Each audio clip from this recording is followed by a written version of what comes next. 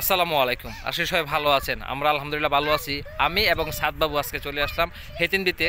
আর হেতিমদি তো আপনারা জানেন যে হেতিমদি থেকে কিন্তু সাগরদী বাজার পর্যন্ত নতুন একটি রাস্তা তৈরি করা হয়েছে এবং সেই রাস্তার কাজ কিন্তু প্রায় শেষ। আশেপাশে দেখা যায় যে কালারিংয়ের কাজগুলোও কিন্তু কমপ্লিট হয়ে গেছে এবং রাস্তার কাজও শেষ। আর অল্প কিছুদিনের ভিতরে কিন্তু উদ্বোধন করা হবে এবং উদ্বোধনের পরেই কিন্তু ক্রমাগতভাবে মানুষ যাতায়াত করতে পারবে। এখনও কিন্তু কাজের ভিতর দিয়ে কিন্তু অনেক মানুষ যাতায়াত করে হেতিমদি থেকে সাগরদী বা সাগরদী থেকে মনোহরদী যে মানুষগুলো রয়েছে তারা কিন্তু এই কাজের মধ্য দিয়ে এই রাস্তার অগ্রভাগ দিয়ে কিন্তু যাতায়াত করে থাকে এবং দূর দূরান্তের যারা আছে তারাও কিন্তু শখের বসে এই রাস্তা দিয়ে যায় এবং অনেক ভোগান্তির শিকার হলেও কিন্তু তারা এই কষ্টটাকে মেনে নিয়ে চলাফেরা করে থাকে এই রাস্তা দিয়ে এবং আশা করা যায় কিছুদিনের মধ্যে যেহেতু এটা উদ্বোধন করে দেওয়া হবে তখন কিন্তু মানুষের ভোগান্তির লাঘব হবে। এবং আজকে আমরা হেতিমদি থেকে সাগরদী পর্যন্ত গাড়ি ড্রাইভ করে যাব এবং এই রাস্তার সৌন্দর্যটা এবং পাশের যে সৌন্দর্যগুলো রয়েছে সেগুলো আপনাদের সাথে শেয়ার করব।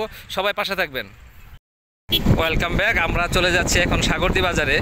আর এই রাস্তাটা যদি আপনাদেরকে মানে ভালো করে দেখাতে পারি নাই, হয়তো বা আমার মোবাইলে অতটুকু রেজুলেশন নাই আপনাদেরকে ভালো করে দেখানোর মতো, তারপরেও চেষ্টা করতেছি যতটুকু পারি অতটুকু আপনাদের সাথে শেয়ার করার জন্য। আপনাদের কাছে কেমন লাগতেছে রাস্তাটা অবশ্যই জানাবেন। এবং আমার কাছে খুবই অসাধারণ লাগতেছে। হয়তো বা এখন যে জায়গাটার মধ্যে আছি সেই জায়গায় গাছপালা কম এবং আশেপাশে যেই ধানের জমি যেগুলো রয়েছে সেগুলোও কম। যদি আমরা এই ট্রাকটা ওভারটেক করে সামনে যাই তাহলে কিন্তু আমরা সেই সুন্দর দৃশ্যটা দেখতে পাবো, যে দৃশ্যটা মনোরম এবং মানে মনোমুগ্ধকর। এবং আপনারা সবাই কিন্তু এই জায়গায় আসতে পারবেন। আমরা প্রতিনিয়ত এই জায়গায় আসি আমাদের মনকে শান্ত করার জন্য এবং প্রত্যেকটা দিন বিকালে উপভোগ করার জন্য কিন্তু চলে আসি এখানে। আর হ্যাঁ বাবা বলো। আচ্ছা, আর এখন যে জায়গাটিতে রয়েছি সেটা হচ্ছে আদমবাড়ির যে মোড়টা বলে সেই মোড়ের পরেই আমরা রয়েছি এখন।